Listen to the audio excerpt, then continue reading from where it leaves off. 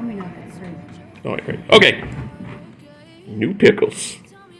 And it's called, what's it called? Grillo's fresh. Grillo's fresh. Pickle chips. Grillo or what?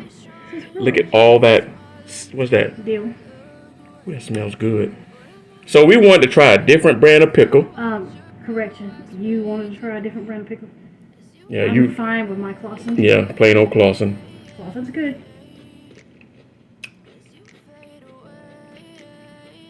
Not bad. You give it a try. I say it's classic dill, so I'm gonna go for the small one. It's not bad. You ain't gonna like it as much because it's ain't Clausen. A little vinegary.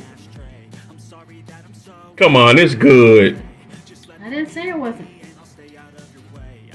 See, it's a little strong. It's different though.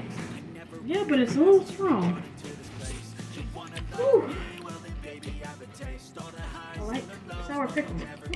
Gotta go good on your sandwich. It's not bad. I'm gonna try one more. Let me get this little heifer right. And hopefully, we'll be trying more pickle brands after this. What'd you say? You give this one a 10? Walmart has one more. There's another brand. I think it's like garlic.